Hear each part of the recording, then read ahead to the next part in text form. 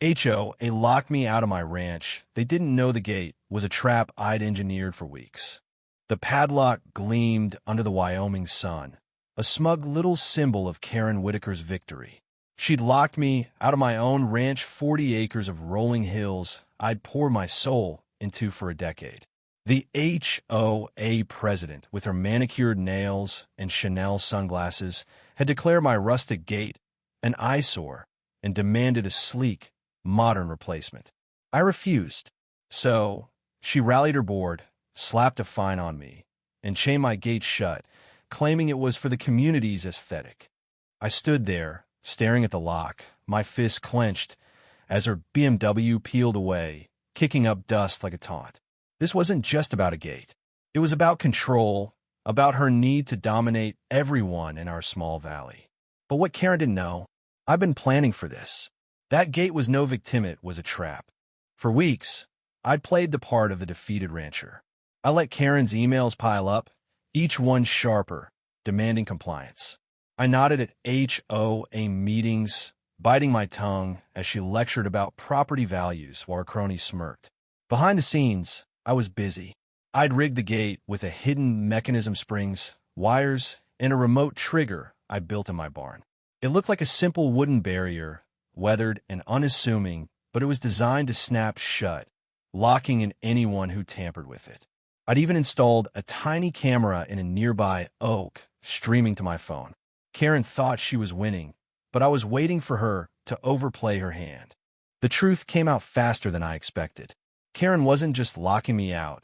She was sabotaging the entire valley. A neighbor, Old Man Jenkins, let slip a bombshell at the local diner. He'd overheard Karen on a call, bragging about a deal with a developer. The HOA's standards were a front to force out small ranchers like me, driving down property values so her buddy could swoop in with a lowball offer for a luxury condo project. Jenkins, with his trembling hands and coffee-stained flannel, wasn't one for gossip, but he was livid. "She's selling us out," he whispered, his eyes darting. That twist lit a fire in me. This wasn't just personal Anna Maria, it was war.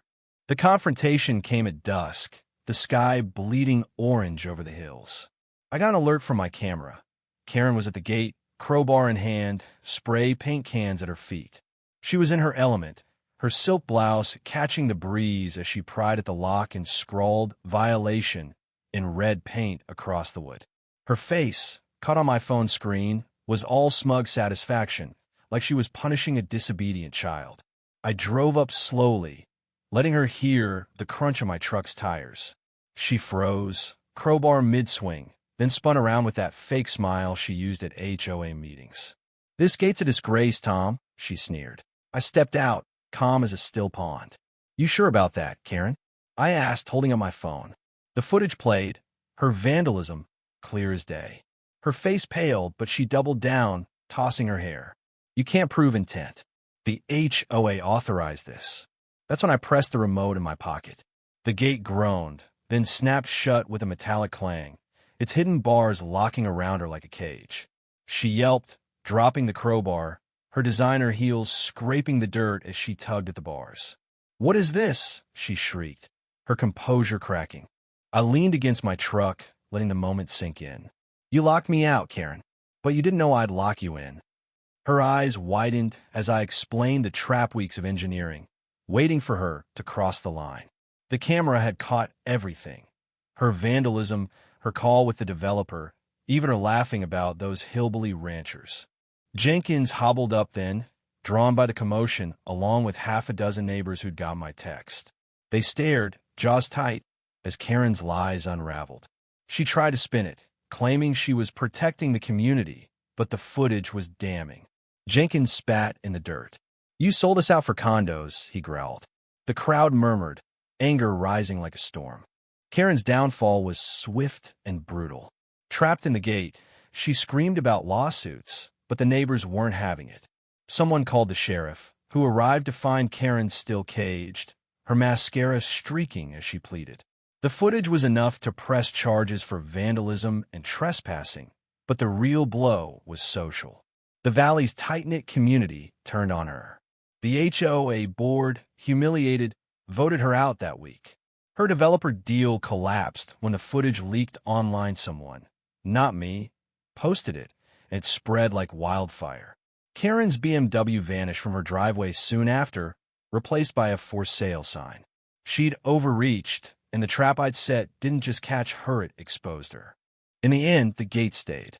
I fixed the paint, reinforced the wood, and the neighbors chipped in for a new sign, Valley Strong. We held a barbecue on my ranch, the air thick with laughter and the smell of grilled steak. Jenkins raised a beer, his voice rough but warm. To Tom, who outsmarted the queen of petty. The crowd cheered, and for the first time in months, I felt the weight lift. Karen thought she could control us, but she didn't know the strength of a community that fights back. The valley was ours again. What do you think? Was it right to trap Karen like that? Or should I have confronted her differently? Share your thoughts. I'm curious where you stand on justice versus revenge.